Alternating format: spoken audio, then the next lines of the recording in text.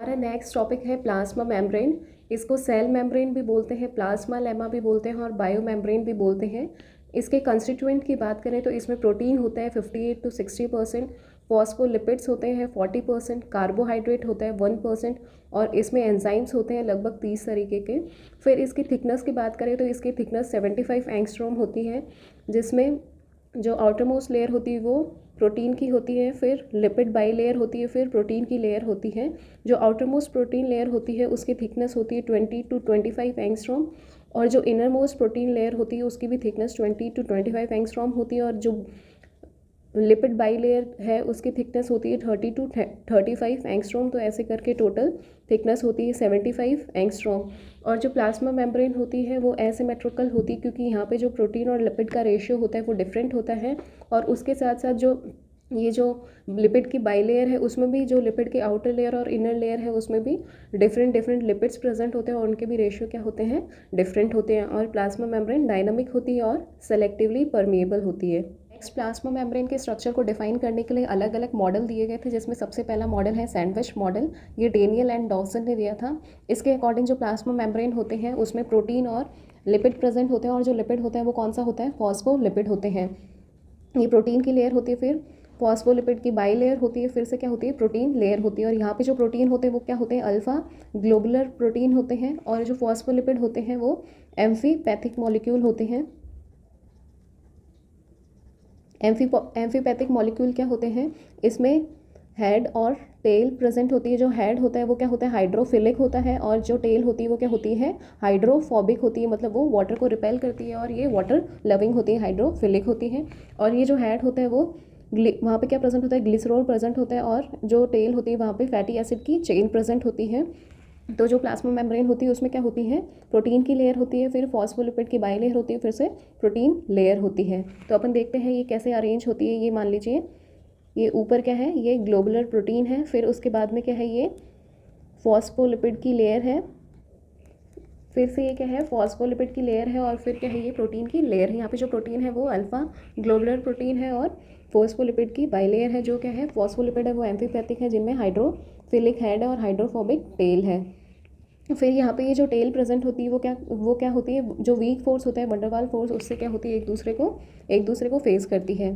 फिर ये sandwich model ने ये स्ट्रक्चर बताया कि इसमें प्रोटीन और फॉस्फोलिपिड प्रेजेंट होते हैं, बट इन्होंने ये नहीं बताया कि यहाँ पे जो वाटर सॉल्युबल सब्सटेंस होते हैं उनकी एंट्री कैसे होती है। जो मान लीजिए यहाँ पे किसी फैट सॉल्युबल सब्सटेंस को आना है तो ये प्रोटीन लेयर में आएगा, फिर यहाँ पे क्या होता है, ये हाइड्रोफिलिक और हाइड्रोफोबिक टेल के फॉस्फोलिपिड वाले पोर्शन में से ये क्या करता है, एंट्री हो जाती है। But upon water soluble substance की बात करें तो यहाँ पे ये जो हाइड्रोफिलिक जो टेल होती है वो क्या करती है, वाटर सॉल्युबल सब्सटेंस की एंट्री को परमिट नहीं करती। तो ये सैंडविच मॉडल है वो डिफाइन नहीं करता कि वाटर सॉल्युबल सब्सटेंस की एंट्री कैसे होती है। और ये यहाँ पे फॉस्फेट प्रोटीन और फॉस्फोलिपिड का जो रेशियो है वो भी डिफाइन नहीं करता, इसकी वजह से सैंडविच मॉडल है वो रिजेक्ट हो गया था। फिर उसके बाद में नेक्स्ट मॉडल आया था यूनिट मेम्ब्रेन मॉडल। ये रॉबर्टसन ने दिया था और ये भी सैंडविच मॉडल के जैसे सेम है। इसमें भी आउटर मोस्ट लेयर होती है वो प्रोटीन की होती है, बट यहाँ जो प्रोटीन होता है वो फाइब्रस प्रोटीन होता है और उसके नीचे बाद में क्या प्रेजेंट होती है, फॉस्फोलिपिड की बाई लेयर होती है और वही फॉस्फोलिपिड होता है वो एम्फीपैथिक मॉलिक्यूल होता है, जिसमें क्या होता है, हाइड्रोफिलिक हेड होता है और हाइड्रोफोबिक टेल होती है। और उसके नीचे क्या प्रेजेंट होती है, प्रोटीन की लेयर प्रेजेंट होती है। और यहाँ पे रॉबर्टसन ने जो प्लाज्मा मेम्ब्रेन होती है उसकी थिकनेस बताई है कितनी, 75 एंगस्ट्रॉम से 100 एंगस्ट्रॉम तक। फिर उसके बाद में नेक्स्ट फ्लूइड मोज़ेक मॉडल आया था, जो मोस्टली एक्सेप्टेड मॉडल है। ये सिंगर है निकोलसन ने दिया था। इसके अकॉर्डिंग भी वो क्या होता है, प्रोटीन की लेयर होती है, फिर फॉस्फोलिपिड की बाई लेयर होती है, फिर से क्या होती है, प्रोटीन लेयर होती है, PLLP। यहाँ पे जो प्रोटीन होते हैं वो क्या होते हैं, अल्फा ग्लोबुलर होते हैं। और यहाँ पे जो फॉस्फोलिपिड की जो लेयर होती है, फॉस्फोलिपिड के जो मॉलिक्यूल होते हैं वो क्या होते हैं, एम्फीपैथिक होते हैं, जिनमें जो हेड होता है वो पोलार होता है और जो टेल होती है वो नॉन पोलार होती है। फिर यहाँ पे प्रोटीन की बात करें तो यहाँ दो तरह के प्रोटीन प्रेजेंट होते हैं, एक तो एक्सट्रिंसिक प्रोटीन होता है, एक इंट्रिंसिक प्रोटीन होता है। जो एक्सट्रिंसिक प्रोटीन होता है वो 30% होते हैं और जो इंट्रिंसिक प्रोटीन होते हैं वो 70% होते हैं। एक्सट्रिंसिक प्रोटीन जो होते हैं वो आउटर साइड में होते हैं और जो फॉस्फोलिपिड का हेड होता है उससे लूजली अटैच होते हैं, इजीली रिमूव हो सकते हैं क्योंकि ये लूजली अटैच होते हैं और इनमें क्या होती है, एंजाइमेटिक एक्टिविटी होती है। और जो एक्सट्रिंसिक प्रोटीन है उसका बेस्ट एग्जाम्पल क्या है, स्पेक्ट्रिन है। उसके बाद में जो साइटोक्रोम सी है माइटोकॉन्ड्रिया का वो है, और एसिटाइल कोलिन ईस्ट्रेज, तो ये क्या है इसके एग्जाम्पल है। फिर इंट्रिंसिक प्रोटीन की बात करें तो ये क्या होता है, पार्शियली और कंप्लीटली जो फॉस्फोलिपिड बाइलेयर होती है उसमें एम्बेडेड होते हैं, और इसके बेस्ट एग्जाम्पल क्या है, ग्लाइकोप्रोटीन है और लाइपोप्रोटीन है। एक्सट्रिंसिक प्रोटीन का एग्जाम्पल क्या है, स्पेक्ट्रीन है, साइटोक्रोम सी है और एसिटाइल कोलिन ईस्ट्रेज है। और इंट्रिंसिक प्रोटीन का एग्जाम्पल है ग्लाइकोप्रोटीन जिसमें ओलिगोसेक्राइड, और लाइपोप्रोटीन जिसमें फॉस्फोलिपिड मेन है। इसका स्ट्रक्चर देखें तो क्या होता है, जो एक्सट्रिंसिक प्रोटीन होता है वो आउटर मोस्ट लेयर में प्रेजेंट होता है, फिर फॉस्फोलिपिड बाई लेयर होती है, फिर से क्या होती है, प्रोटीन की लेयर होती है। तो यहाँ पे अपन ने देखा था दो तरह के प्रोटीन होते हैं, एक तो एक्सट्रिंसिक प्रोटीन होते हैं जो आउटर मोस्ट लेयर में प्रेजेंट होते हैं, और इंट्रिंसिक प्रोटीन होते हैं जो या तो पार्शियली फॉस्फोलिपिड बाई लेयर में एम्बेडेड होते हैं, या फिर क्या होते हैं, कंप्लीटली एम्बेडेड होते हैं फॉस्फोलिपिड बाई लेयर में, जैसा कि अपन को इस स्ट्रक्चर में दिख रहा है। और जैसे अपने पिछले मॉडल में देखा था उसमें ये नहीं बताया गया था कि जो वाटर सॉल्युबल सब्सटेंस होते हैं उनकी एंट्री कैसे होती है, बट इस मॉडल में ये अच्छे से एक्सप्लेन किया है कि वाटर सॉल्युबल सब्सटेंस की एंट्री कैसे होती है। तो अपन ने देखा था फैट सॉल्युबल मॉलिक्यूल होते हैं वो तो ईजिली एंटर कर सकता है, कोई दिक्कत नहीं होती, बट वाटर सॉल्युबल सब्सटेंस होता है तो अपन ने देखा था फॉस्फोलिपिड का जो स्ट्रक्चर होता है वो एम्फीपैथिक होता है, जिसमें हाइड्रोफोबिक टेल होती है, तो वो क्या करती है, वाटर सब्सटेंस को रिपल करती है, उसकी एंट्री को परमिट नहीं करती। बट ये जो इंट्रिंसिक प्रोटीन होते हैं इनका काम क्या होता है, ये जो वाटर सॉल्युबल सब्सटेंस होते हैं उसकी एंट्री को परमिट करता है, और ये एज ए चैनल प्रोटीन काम करते हैं। तो इंट्रिंसिक प्रोटीन क्या होते हैं, चैनल प्रोटीन होते हैं जो वाटर सॉल्युबल सब्सटेंस की एंट्री को अलाउ करते हैं, और इनको टनल प्रोटीन भी बोलते हैं अपन। ये इंपॉर्टेंट है, जो इंट्रिंसिक प्रोटीन है वो क्या है, चैनल प्रोटीन या टनल प्रोटीन है, जो क्या करते हैं, वाटर सॉल्युबल सब्सटेंस की एंट्री को परमिट करते हैं। फिर इसमें ये बताया गया कि जो प्रोटीन है वो protein iceberg in sea of lipids, इसमें ये बताया गया कि जैसे लिपिड है वो समुद्र है और उसमें जो बर्फ़ तैरती है वो क्या है, प्रोटीन है। फिर ये जो प्लाज्मा मेम्ब्रेन का स्ट्रक्चर बताया है वो क्या बताया, क्वासी फ्लूइड बताया, क्योंकि यहाँ पे क्या होती है, जो मेम्ब्रेन होती है वो क्या होती है, उसमें फ्लूइडिटी प्रेजेंट होती है। फिर अपन ने प्रोटीन की बात की, फिर फॉस्फोलिपिड की बात करते हैं, या जो मोस्ट कॉमन फॉस्फोलिपिड होता है वो क्या होता है, लेसिथिन होता है, और यहाँ मेन 3 फॉस्फोलिपिड प्रेजेंट होते हैं। जो सबसे ज़्यादा होता है वो क्या होता है, फॉस्फोग्लिसराइड होता है, फिर स्पिंजोलिपिड होता है, और उसके बाद में क्या होता है, कोलेस्ट्रॉल होता है, और कुछ अदर फॉस्फोलिपिड भी प्रेजेंट होते हैं जैसे सेपेलिन होता है, गैलेक्टोलिपिड्स प्रेजेंट होते हैं। प्लाज्मा मेम्ब्रेन की फ्लूइडिटी होती है वो अनसैचुरेटेड फैटी एसिड की प्रेजेंस की वजह से होती है, और जो फ्लूइडिटी होती है वो किस पे डिपेंड करती है, ट्रांजिशनल मूवमेंट पे, लिपिड्स और इंट्रिंसिक या फिर इंटीग्रल प्रोटीन और लिपिड की ट्रांजिशनल मूवमेंट पे, और जो हाइड्रोकार्बन की चेन होती है उसके सैचुरेशन पे। तो फ्लूइडिटी किस किस फैक्टर पर डिपेंड करती है, ट्रांजिशनल मूवमेंट पे और जो हाइड्रोकार्बन चेन है उसकी सैचुरेशन रेट पे। फिर लिपिड ड्राफ्ट्स होते हैं, ये क्या होते हैं, ये अपन ने देखा था जो फॉस्फोलिपिड होते हैं उसमें क्या क्या प्रेजेंट होते हैं, फॉस्फोग्लिसराइड प्रेजेंट होते हैं, स्पिंजोलिपिड और कोलेस्ट्रॉल मेन फॉस्फोलिपिड प्रेजेंट होते हैं। तो ये प्लाज्मा मेम्ब्रेन का ऐसा एरिया जहाँ पे स्पिंजोलिपिड और कोलेस्ट्रॉल जो होते हैं उनका जो कंसंट्रेशन होता है वो क्या होता है, ज़्यादा होता है। मान लीजिए ये प्लाज्मा मेम्ब्रेन का स्ट्रक्चर है, तो इसमें क्या होता है, ये जो फॉस्फोलिपिड की लेयर है तो इसमें मान लीजिए ये एरिया ऐसा है जहाँ पे ज़्यादा क्या है, स्पिंजोलिपिड और कोलेस्ट्रॉल प्रेजेंट है। तो ये जो एरिया है इसको अपन क्या बोलते हैं, लिपिड राफ्ट बोलते हैं। और यहाँ ये क्या होता है, जो प्लाज्मा मेम्ब्रेन होती है उसका फंक्शनल एरिया होता है। तो ये अपन ने देखा लिपिड राफ्ट्स। फिर प्रोटीन की बात करें तो 2 और प्रोटीन प्रेजेंट होते हैं, एक तो स्ट्रक्चरल प्रोटीन होते हैं जो प्लाज्मा मेम्ब्रेन का बैकबोन फॉर्म करते हैं, जैसे आर्जिनिन, हिस्टिडाइन, लाइसिन हुआ। फिर कुछ ट्रांसपोर्ट प्रोटीन होते हैं जो ट्रांसपोर्टेशन में हेल्प करते हैं, जिनको अपन क्या बोलते हैं, परमेज बोलते हैं। और आरबीसी के मेम्ब्रेन पे जो प्रोटीन प्रेजेंट होता है उसको क्या बोलते हैं, टैक्टिन बोलते हैं। फिर जो प्लाज्मा मेम्ब्रेन है उसमें मूवमेंट की बात करें तो प्लाज्मा मेम्ब्रेन में 2 तरह के मूवमेंट होते हैं, एक तो ट्रांजिशन मूवमेंट होते हैं, और ट्रांजिशन मूवमेंट को अपन क्या बोलते हैं, लेटरल मूवमेंट भी बोलते हैं, और एक फ्लिप फ्लॉप मूवमेंट होते हैं। तो ये 2 तरह के मूवमेंट होते हैं। जो ट्रांजिशन मूवमेंट होता है वो क्या होता है, ये मान लीजिए जो फॉस्फोलिपिड है, ये मान लीजिए ये फॉस्फोलिपिड की आउटर मोस्ट लेयर है, और ये मान लीजिए फॉस्फोलिपिड की इनर लेयर है। तो जो ट्रांजिशनल मूवमेंट होता है वो क्या होता है, ये जो ऊपर वाली लेयर है, आउटर लेयर है, उसी में क्या होता है, फॉस्फोलिपिड का ये मॉलिक्यूल मान लें यहाँ से यहाँ आ जाता है, और ये वाला मॉलिक्यूल यहाँ से यहाँ चला जाता है। तो ये जो मूवमेंट होता है सेम लेयर में, अपन को पता है जो प्लाज्मा मेम्ब्रेन का स्ट्रक्चर देखें तो उसमें प्रोटीन प्रेजेंट होता है, और जो फॉस्फोलिपिड होती है उसकी बाइलेयर प्रेजेंट होती है। जो तो ये एक आउटर मोस्ट लेयर होती है, एक इनर मोस्ट लेयर होती है। तो जो ट्रांजिशन मूवमेंट होता है वो क्या होता है, एक ही लेयर में होता है, ये आउटर मोस्ट लेयर में होगा या फिर इनर मोस्ट लेयर में होगा। और यहाँ पे क्या होता है, एक ये जो फॉस्फोलिपिड होते हैं वो क्या होते हैं, अपनी पोजीशन चेंज करते हैं एक ही लेयर में, इसको लेटरल मूवमेंट भी बोलते हैं, और ये क्या होता है, फास्ट होता है। फिर फ्लिप फ्लॉप मूवमेंट की बात करें तो ये फ्लिप फ्लॉप मूवमेंट किस में होता है, ये जो आउटर लेयर से इनर लेयर में होना होता है, और फिर इनर लेयर से अगर किसी फॉस्फोलिपिड को आउटर लेयर में जाना होता है तो उस मूवमेंट को अपन क्या बोलते हैं, फ्लिप फ्लॉप मूवमेंट बोलते हैं। और ये क्या होता है, ये यहाँ पे एटीपी यूज़ होती है, एटीपी ऐसे एनर्जी यूज़ होती है। मान लीजिए ये आउटर मोस्ट लेयर है और ये क्या है, इनर मोस्ट लेयर है।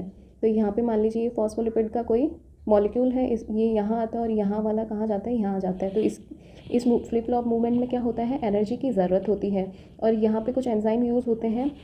एक फ्लिपेज एंजाइम होता है, ये जब इनर जो लेयर होती है, इनर लेयर से अगर आउटर लेयर में मॉलिक्यूल को मूव करना होता है तो फ्लिपेज जो एंजाइम होता है वो यूज़ होता है, और अगर आउटर से इनर मेम्ब्रेन में मूव करना होता है तो फ्लोपेज जो एंजाइम होता है वो यूज़ होता है। और ये क्या होते हैं, फ्लिपेज और जो फ्लोपेज वर्क करते हैं इनर से आउटर और आउटर से इनर में मूव करवाने के लिए, वो एटीपी डिपेंडेंट मूवमेंट होता है।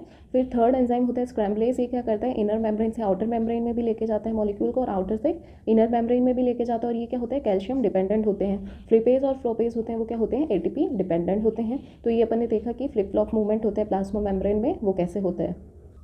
स्ट्रक्चर के बाद प्लाज्मा मेम्ब्रेन का फंक्शन देखते हैं, जिसमें पहला फंक्शन होता है ये सेल को मैकेनिकल सपोर्ट प्रोवाइड करवाता है। फिर जो प्लाज्मा मेम्ब्रेन होती है वो माइक्रोविलाई में मॉडिफाई हो जाती है और एब्जॉर्प्शन में हेल्प करती है, जो एब्जॉर्प्शन के लिए सरफेस एरिया इंक्रीज़ करती है, तो उसकी वजह से क्या करती है, एब्जॉर्प्शन में एड करती है। फिर प्लाज्मा मेम्ब्रेन होती है वो क्या करती है, सेलेक्टिव ट्रांसपोर्ट करती है मॉलिक्यूल्स का उसके अक्रॉस, और ये अभी अपन डिटेल में देखेंगे। फिर इसमें कैरेक्टरिस्टिक्स होता है क्या, ये क्या होती है, एंटीजन स्पेसिफिक होती है। और ये जो कैरेक्टर होता है इसमें किसकी वजह से होता है, ग्लाइकोप्रोटीन्स प्रेजेंट होते हैं जो इसकी लेयर में, उसकी वजह से होता है। ये इंपॉर्टेंट है कि जो प्लाज्मा मेम्ब्रेन में एंटीजन स्पेसिफिसिटी प्रेजेंट होती है वो किसकी वजह से होती है, ग्लाइकोप्रोटीन की वजह से होती है। जो प्लाज्मा मेम्ब्रेन के सरफेस पे क्या प्रेजेंट होता है, ग्लाइकोप्रोटीन प्रेजेंट होता है। फिर ये कुछ जो सेल ऑर्गेनेल्स होते हैं उनका सिंथेसिस भी करती हैं, और ये सेल टू सेल रिकॉग्निशन में भी हेल्प करती हैं। किसकी वजह से, ग्लाइकोकैलिक्स की प्रेजेंस की वजह से। ग्लाइकोकैलिक्स क्या होता है, एक म्यूकोपॉलीसैकेराइड होता है, और इसी ग्लाइकोकैलिक्स की वजह से इसमें क्या होता है, सेल टू सेल रिकॉग्निशन होता है। और इसका बेस्ट एग्जांपल है फर्टिलाइजेशन में, जब स्पर्म और एग क्या होता है एक दूसरे को रिकॉग्नाइज कर लेते हैं, तो ऐसे सेल टू सेल रिकॉग्निशन का बेस्ट एग्जांपल अपन ने देखा क्या होता है, फर्टिलाइजेशन में स्पर्म और एग एक दूसरे को रिकॉग्नाइज कर लेते हैं। तो ये जो सेल टू सेल रिकॉग्निशन होता है वो किसकी वजह से होता है, ग्लाइकोकैलिक्स की वजह से होता है। फिर इसका नेक्स्ट फंक्शन होता है इम्पल्स को ट्रांसमिट करता है ये नर्व सेल्स में। फिर इसके कुछ और भी फंक्शन है, जैसे ये गैप जंक्शन की हेल्प से ये जो नेबरिंग सेल होते हैं उनसे कांटेक्ट करते हैं, और ये आयंस का भी डिफरेंशियल डिस्ट्रीब्यूशन करते हैं। नेक्स्ट प्लाज्मा मेम्ब्रेन के अक्रॉस जो ट्रांसपोर्ट होता है उसकी बात करते हैं। दो तरह का ट्रांसपोर्ट होता है, एक तो पैसिव ट्रांसपोर्ट होता है और एक एक्टिव ट्रांसपोर्ट होता है। जो पैसिव ट्रांसपोर्ट होता है उसमें जो एटीपी होती है वो रिक्वायर्ड नहीं होता, और ये क्या होता है, स्लो ट्रांसपोर्ट होता है। और यहाँ पे जो ट्रांसपोर्ट होता है वो हाई कंसनट्रेशन से लो कंसनट्रेशन में होता है, और यहाँ पे क्या होते हैं, चैनल्स यूज़ हो सकते हैं।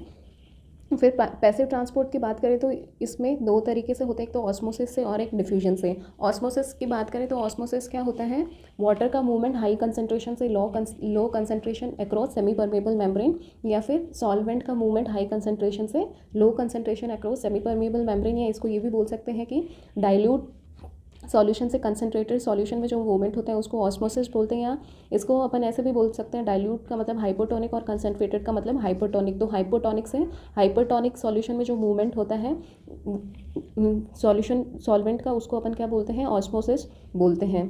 नेक्स्ट अपन कोई एनिमल सेल होता है उसको अगर हाइपोटोनिक सॉल्यूशन में रखते हैं तो क्या होता है, उसमें एंडोऑस्मोसिस होता है। बाहर से क्या होता है, जो सॉल्यूशन होता है वो उसमें मूव करता है, और एंडोऑस्मोसिस की वजह से वो क्या हो जाता है, टर्जिट हो जाता है और लास्ट में रप्चर हो जाता है। और अगर एनिमल सेल को हाइपरटोनिक सॉल्यूशन में रखते हैं तो उसमें क्या होता है, एक्सोऑस्मोसिस होता है। उसका जो सेल कंटेंट होता है वो क्या होता है, बाहर निकल जाता है और वो क्या हो जाता है, श्रिंक हो जाता है। और आइसोटोनिक सॉल्यूशन की बात करें तो जो आइसोटोनिक सॉल्यूशन क्या क्या होते हैं, तो 0.9% NaCl सॉल्यूशन होता है वो क्या होता है, अपनी ह्यूमन बॉडी के आइसोटोनिक होता है।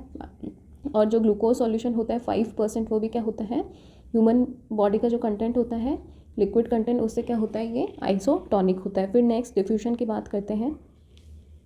ऑस्मोसिस में अपन ने क्या देखा था, सॉल्वेंट का मूवमेंट हो रहा था, बट यहाँ डिफ्यूजन में क्या होता है, सॉल्यूट का मूवमेंट होता है हाई कंसंट्रेशन से लो कंसंट्रेशन में। और यहाँ पे जो सॉल्यूट होता है वो सॉलिड भी हो सकता है, लिक्विड भी हो सकता है और गैस भी हो सकता है।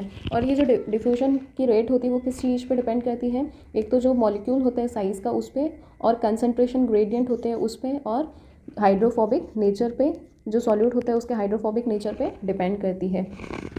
नेक्स्ट डिफ्यूजन में भी एक सिंपल डिफ्यूजन होता है, एक फैसिलिटेटेड डिफ्यूजन होता है। इसमें क्या होता है, जो ट्रांसपोर्ट होता है वो कैरियर प्रोटीन की हेल्प से होता है, और यहाँ पे जो कैरियर प्रोटीन होता है उसको अपन क्या बोलते हैं, परमीएज बोलते हैं। तो परमीएज की हेल्प से जो ट्रांसपोर्ट होता है वो क्या होता है, फैसिलिटेटेड ट्रांसपोर्ट होता है। और इसका एग्जाम्पल होता है जो ग्लूकोज का डिफ्यूजन होता है, और जो लीवर सेल्स में भी जो ट्रांसपोर्ट होता है, आरबीसी में जो ट्रांसपोर्ट होता है वो किसकी हेल्प से होता है, फैसिलिटेटेड डिफ्यूजन की हेल्प से होता है। फिर एक्टिव ट्रांसपोर्ट की बात करें तो यहाँ पे एटीपी ऐसे एनर्जी यूज़ होती है, और इसमें फर्स्ट मेथड है सोडियम पोटेशियम पंप। ये अपन डिटेल में जब अपन ने मसल और नर्वस सिस्टम पढ़ा था वहाँ पे कवर किया हुआ है। और यहाँ पे ये जो सोडियम पोटेशियम पंप होता है वो क्या करता है, एटीपी यूज़ करता है। और यहाँ जो एंजाइम यूज़ होता है वो क्या होता है, एटीपेज होता है। तो एटीपेज की प्रेजेंस में एक एटीपी यूज़ होती है, एक एटीपी यूज़ होती है तो 3 Na+ जो होते हैं वो क्या होते हैं, बाहर जाते हैं, और 2 K+ अंदर आते हैं। और ऐसे क्या होता है, ये जो मसल फाइबर और नर्वस फाइबर होता है वहाँ पे क्या होता है, कंडक्शन होता है। फिर नेक्स्ट होता है सोडियम पंप। ये कहाँ प्रेजेंट होता है, पोस्ट सिनेप्टिक मेम्ब्रेन में प्रेजेंट होता है। पोटाशियम पंप ये भी कहाँ प्रेजेंट होता है, न्यूरॉन और मसल सेल्स में प्रेजेंट होता है। फिर नेक्स्ट होता है कैल्शियम पंप। ये कहाँ प्रेजेंट होता है, सार्कोप्लाज्मिक रेटिकुलम में प्रेजेंट होता है। ये अपन ने अच्छे से पढ़ा है। जो मसल्स होती है वहाँ पे क्या होता है, सार्कोप्लाज्मिक रेटिकुलम होता है जो क्या करता है, कैल्शियम को स्टोर करता है। और ये कहाँ प्रेजेंट होता है, प्री सिनेप्टिक मेम्ब्रेन में प्रेजेंट होता है। और आरबीसी की मेम्ब्रेन होती है वहाँ पे भी क्या होता है, कैल्शियम पंप प्रेजेंट होता है। नेक्स्ट जो एक्टिव ट्रांसपोर्ट होता है वो एंडोसाइटोसिस और एक्सोसाइटोसिस से होता है। और इन दोनों को अपन क्या बोलते हैं, बल्क ट्रांसपोर्ट बोलते हैं, क्योंकि यहाँ पे जो ट्रांसपोर्ट होता है वो बल्क में होता है। एंडोसाइटोसिस में क्या होता है, जो बड़े मॉलिक्यूल होते हैं उनका प्लाज्मा मेम्ब्रेन क्या करती है, इनटेक करती हैं। और अगर वो सॉलिड मॉलिक्यूल होते हैं तो उसको अपन क्या बोलते हैं, फैगोसाइटोसिस बोलते हैं, या फिर सेल ईटिंग भी बोलते हैं। और अगर वो लिक्विड मॉलिक्यूल होते हैं तो इसको अपन क्या बोलते हैं, पिनोसाइटोसिस या सेल ड्रिंकिंग भी बोलते हैं। तो फैगोसाइटोसिस देखते हैं ये कहाँ प्रेजेंट होती हैं, डब्ल्यूबीसी सेल में, मैक्रोफेज सेल में, अमीबा सेल में। और यहाँ पे ये जो जैसे डब्ल्यूबीसी का एग्जांपल लें तो यहाँ पे क्या होती है, डब्ल्यूबीसी क्या करती हैं, जो भी बैक्टीरिया होते हैं उनको सूडोपोडिया बना के क्या करती है, अनगल्फ करती हैं। और फैगोसाइटोसिस को अपन क्या बोलते हैं, सेल ईटिंग भी बोलते हैं। और यहाँ पे क्या होता है, जो सेल सॉलिड मटेरियल होता है उसका इंजेक्शन होता है in the form of vesicle, और उस वेसिकल को क्या बोलते हैं, फैगोसोम बोलते हैं।